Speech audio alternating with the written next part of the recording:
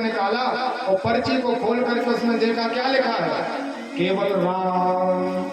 इसने विचार किया कि विभीषण कैसे है महाराज, केवल राम नाम के मंत्र से कैसे तर सकता है कोई। और जो भगवान के नाम के प्रति इसको अंदर से भाव जागृत नहीं हुआ, विश्वास समाप्त हुआ, तो बीच समुद्र में जाकर के गोता लगाने लगा,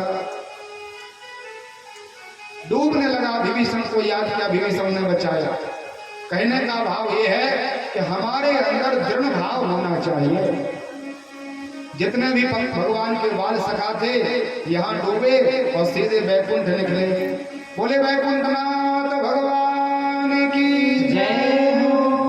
बड़ा भारी वैभव है परमात्मा का। चारों तरफ से महाराज मणि माणिक का और नाना प्रकार के वैदूर्ण आदि मणियों से सुशोभित है। भगवान बहुत दूर बैठे हैं। हजारों सिर वाला कोई एक सर्प है, उसने अपने शरीर को ऐसा घुमाया हुआ है, उसी को भगवान ने गद्दा बनाया और परमात्मा शेष पर्यंत पर विराजे हैं। एक गोपवाल बाहर से देख रहे, दरवाजे के पास खड़े खड़े, देखो लाला वो बैठा हुआ। भागवत जी में एक कथा लिखी है। अब इनको लगा चलो भगवान के पास चले, तो परमात्मा की तरफ बढ़ने लगे। तो जितने भी वैकुंठ के परिकर थे उनका सावधान, यहाँ आगे नहीं बढ़ सकते जब तक मालिक का आदेश नहीं होगा। ये कोई वृंदावन नहीं, ये कोई ब्रज नहीं है। शांत हो गए। अब ये पूछते कि महाराज ये बताओ मेरा कन्हैया कहाँ है, मेरा लाला कहाँ है। तो बोले ये सब बातें यहाँ नहीं, यहाँ तो संस्कृत चलती है, हिंदी मिंदी का कोई स्थान नहीं, यहाँ वेद भाषा चलती है। वेद पढ़े हो तो बोलो। अब तो चक्कर में पड़ गए महाराज। बोले भगवान पढ़ाई लिखाई की नहीं और सीधे अपन बैकुंठ चले आए। किसी ऐसे नगर में अपन चले जाएं जहां पर हिंदी ना बोली जाती हो। दक्षिण जाओ आप लोग तो वहां हिंदी नहीं समझते वो लोग। अपन कुछ बोलो और वो बड़ी ईर्ष्या करते हैं अपन हिंदी वालों से, कुछ नहीं बताते। वहां की भाषा अलग है। और ये तो भूल जाए, आजकल तो जीपीएस का सिस्टम चल रहा है गूगल का, तो कोई भूलने का प्रयोजन ही नहीं।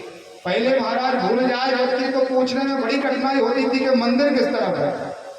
ऐसे ही उन्होंने विचार किया कि देखो अपन बैकुंठ तो आ गए, यहाँ का कोई जान पहचान वाला नहीं, कोई किसी प्रकार का मार्ग पता नहीं, तो वेद भाषा आती नहीं। इसी बीच उन गोपवालों ने देखा कि चार चार सिर लगा करके ब्रह्मा जी आए और भगवान बालकृष्ण को प्रणाम किया। पंचानन भगवान भोले बाबा का आगमन हुआ और विश्वनाथ जी ने भी भगवान नारायण को प्रणाम किया। सदानंद कार्तिक का आगमन हुआ।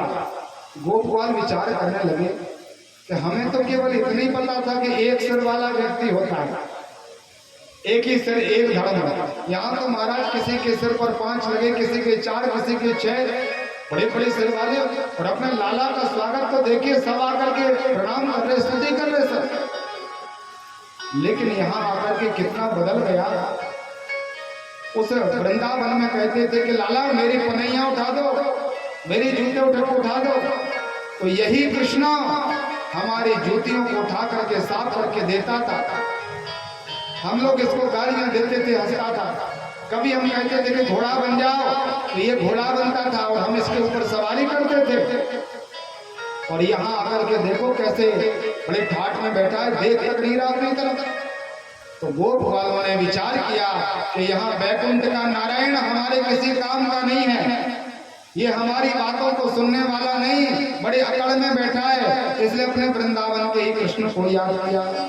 सुखदेव जी महाराज कहते हैं जैसे ही इन्होंने परमात्मा बालकृष्ण को प्रणाम किया कि हे नंद के लाला, हे यशोदा नंदन, कृपा करो, हमें आपके बैकुंठ से कोई प्रयोजन नहीं, हमें तो अपना बैकुंठ का त्याग करके हमारा वृंदावन प्रदान कर दो। जो भगवान से प्रार्थना की तो जैसे उस सरोवर में धम्म से गिरे थे उसी प्रकार से सरोवर के किनारे लग गए महाराज। बोल वृंदावन बिहारी लाल की जय हो। भगवान भी वहीं पर मुरली लेकर के खड़े हैं। परमात्मा ने कहा दर्शन कर लिया तो मधुमंगल को गुस्सा हो गया, भगवान की तरफ देख नहीं रहा, पीट करके खड़ा है। भगवान ने कहा बात क्या है, क्या हो गया तुझे? बोले बड़े कपटी हो महाराज, यहाँ मीठी मीठी बातें करते हो, मित्रता करते हो, और बैकुंठ में जाकर के मानो पहचानते ही नहीं, देखा नहीं एक तरफ हमारी तरफ। कभी हंस करके एक बार देख लेते तो समझ लेते कि मेरा ही लाला है, वहां जाकर के चार चार भुजाएं लगा ली वैकुंठ के उस विशाल से सर्प पर जाकर के पैर पर्यंत कर गए, सो गए। अपने आप को क्या मानते हो, बात नहीं करेंगे। भगवान ने कहा देखो बेटा मित्र, ये वहां वैकुंठ की मर्यादा है, बड़े बड़े देवता तो स्तुति करते हैं, हम तुमसे कैसे बात कर सकते। भगवान ने बड़ी मोहित वाणी के द्वारा सबको मोहित किया और पूछा कि ये बताओ तुम्हें वैकुंठ लगा कैसे।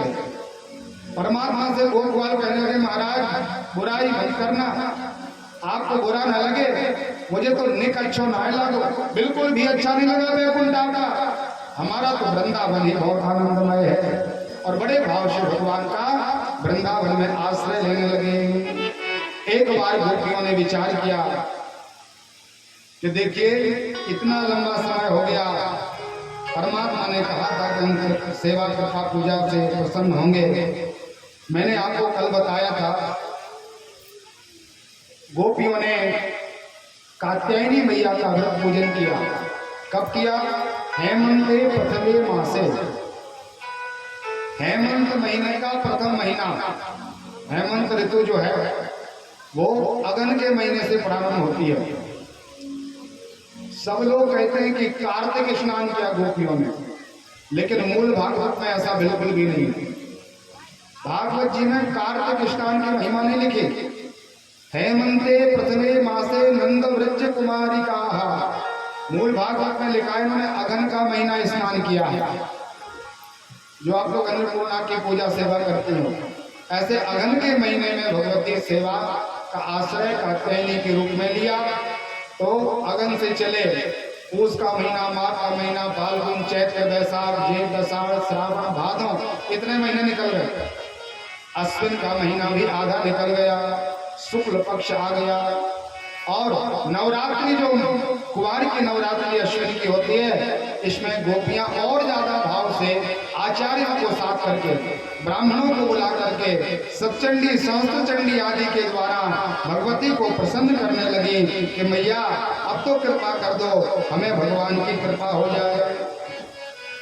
भगवती आदि शक्ति जगदम्बा का आश्रय लिया और बड़े भाव से भगवान का सेवा भाव किया।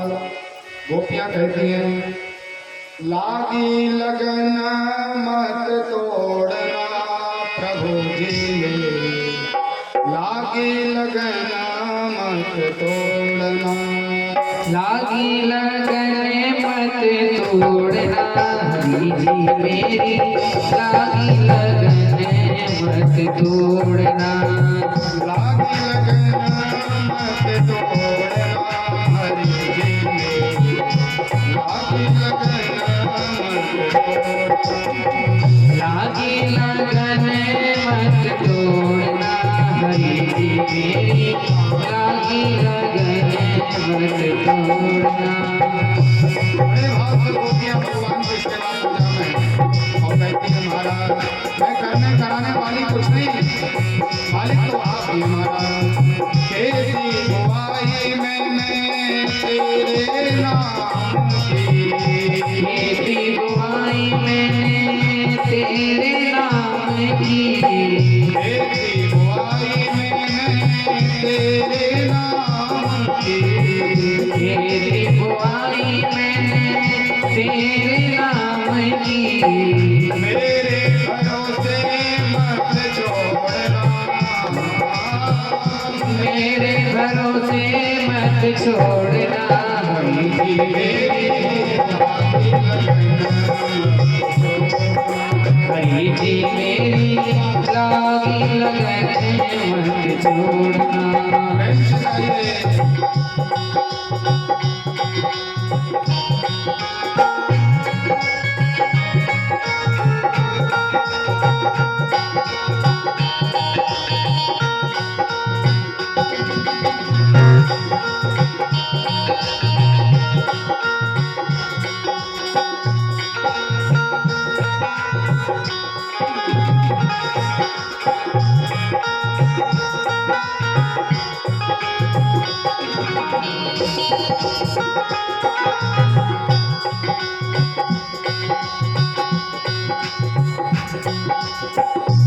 गोपियां कहती हैं प्रभु मैं जो हूँ बीच धार में जा रही हूँ और नाव पर सवार हूँ, भगवान आप ही कृपा करके उपाय करो ताकि मैं नाव से पार हो जाऊं। जल है गहरा नाव पुरानी, जल है गहरा नाव पुरानी, जल है गहरा नाव पुरानी, जल है गहरा नाव पुरानी, बीच भंवर मत छोड़ना, बीच भंवर मत छोड़ना, मेरी लागी लगन हरि जी मेरी लागी लगन मत छोड़ना, हरि जी मेरी लागी लगन। भगवती गोपियां बड़े अनन्य भाव से परमात्मा की सेवा में थी, तो प्रभु ने विचार किया कि चलो अब इनका आनंद लिया गया, इनके दिव्य तपस्या का फल प्रदान किया गया। बहुत सावधानी से कथा सुनना। अभी तक ये जो श्री भागवत जी की कथा थी इसमें 10वें स्कंद की बाल लीलाएं परमात्मा की थी। अभी कौन सी लीलाएं सुनी हमने?